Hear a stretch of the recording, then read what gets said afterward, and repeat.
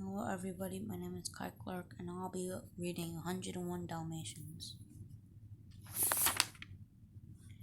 Pongo, Perdita, and their 15 puppies lived in a cozy little house in London. Their humans lived there too.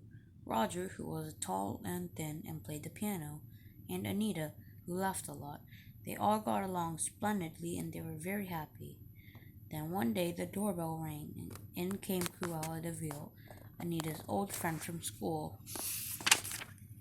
I'm so glad the puppies have finally gotten their spots, Cruella said, stroking their soft fur. I'll pay for them now. Pay for the puppies, gasped Anita. Oh, Cruella, we can't part them. Don't be silly, Anita, said Cruella. You can't possibly keep 15 puppies. We are not selling them, said Roger, and that's final. Furious, Cruella stamped out of the house. One frosty night a few weeks later, Pongo and Perdita went out for a walk with Roger and Anita. The puppies were at home, asleep in their basket. Suddenly, two men burst into the house and they put all the puppies into a big bag. Then they carried the bag to the truck and they sped away. After being in the truck for what seemed like hours, the 15 puppies found themselves in a room filled with many other Dalmatian puppies. On a couch in front of a television set there were two nasty men who had kidnapped them. The other Dalmatians told them that the men worked for Cruella de Vil, who had brought them puppies from the pet stores. Back at home, Pongo and Perdita were horrified to find their puppies missing. It's that evil Cruella de Vil, Perdita said, sobbing. She has stolen our puppies. Oh, Pongo, do you think we'll ever find them? I have a plan, said Pongo. Let's try the twilight bark. The twilight bark was a system of long and short barks used by dogs to pass along the news. The next evening, Pongo and Perdita went on another walk with Roger and Anita. While the Dalmatians were out, they barked long and loud. They wanted all dogs in London to be in lookout for their puppies. Pongo waited for someone to answer his barks. It was a very cold night, and most dogs were inside. Then Perdita added her bark to Pongo's, and at last they heard a reply. Message received. Most sorry about your puppies. We will do all we can to help spread the word, howled a Great Dane. That night, the twilight bark even reached a quiet farm where an old sheepdog known as Colonel lay sleeping. Alert, alert, shouted Sergeant Tibbs, a cat who lived on the farm. Vital message coming from London. The colonel lifted one shaggy ear to listen to the faint message. 15 puppies have been stolen, he cried. I heard puppies barking at the old de Vil mansion, said Tibbs. You don't suppose. The colonel barked the messages back to London. Then he told Tibbs, we should investigate right away. They headed straight for the gloomy de Vil mansion. Tibbs held on tight to the colonel's back as he rushed through the snow. One day they arrived.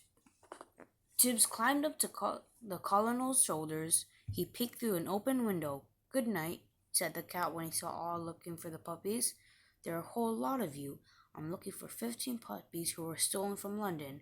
I was stolen, cried Lucky, one of the puppies, and so were my brothers and sisters. The men heard a noise and went to investigate. Tibbs and Colonel ran away, but not before promising to get help. The next morning, Cruella de Vil arrived in her car. It's got to be done today, she cried, but you couldn't get a dozen coats out of the whole caboodle, protested one of her men, pointing to the puppies. Then I'll have to settle for half a dozen, said Cruella. Just do it. She dashed out, then roared off in her car. Sergeant Tibbs and Colonel had just returned in time to hear Cruella give the order. You kids had better get out of here before they make coats of you, Tibbs whispered. Then he shoved one of the puppies toward a hole in the wall. It's too tall, protested the pup. Squeeze, ordered Tibbs, and the puppy got through. One by one, the other puppies followed. Suddenly, the two thugs realized that the puppies were escaping. The chase was on. Tibbs and the puppies scooted through the dark halls of the mansion. They found themselves trapped at a dead end. The thugs raised their clubs to strike. At that moment, Pongo and Perdita crashed through the window with a blast of glass and freezing air. The angry Dalmatian's parents fought off the astonished men as all the puppies scampered to safety.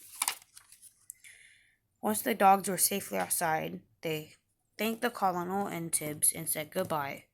They hurried toward London. Pongo and Perdita led the way, their 15 puppies and all other Dalmatian puppies right behind them. When they reached the frozen stream, they carefully crossed the slippery surface so they wouldn't leave paw prints. Then they resumed the race to home. All along the route, the Dalmatians were helped by other dogs. A black Labrador retriever arranged for them a ride to London in a moving van. The Dalmatians waited in a shed while the van was being fixed. Suddenly, Cruella's big car parked up outside. Somehow she had followed the tracks. "Oh, Pongo," said Perdita, "how will we get to the van?" Pongo noticed a lot of ashes in the fireplace. If they all brewed in suit, they would look like black Labradors.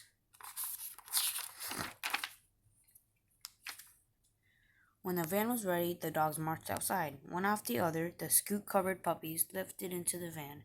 Before Pongo had to pick up the last puppy, a clump of snow fell on him, fell from the shed onto the puppy. Pongo snatched out the pup, but the snow had washed away the suit. From her car, Cruella could see the white fur and black spots. "They're escaping!" she shouted, and the van moved away. Faster and faster went the van, but Cruella's car drew closer and closer. She was screaming in anger. Then she began to yell in fear. Her car skidded off the icy road. Cruella tried to stop it, but her car spun around and slid into a ditch. The last of the Dalmatians saw Cruella. She was standing beside her wrecked car having a nasty temper tantrum. When the van reached the cozy little house in London, Roger and Anita were overjoyed, and they counted the dogs, and they discovered they had now had 101 Dalmatians. "We have to buy a big house in the country," said Roger. "We'll have a Dalmatian plantation." And they did exactly that. Pongo, Perdita, and all the other spotted puppies lived happy after ever. The end.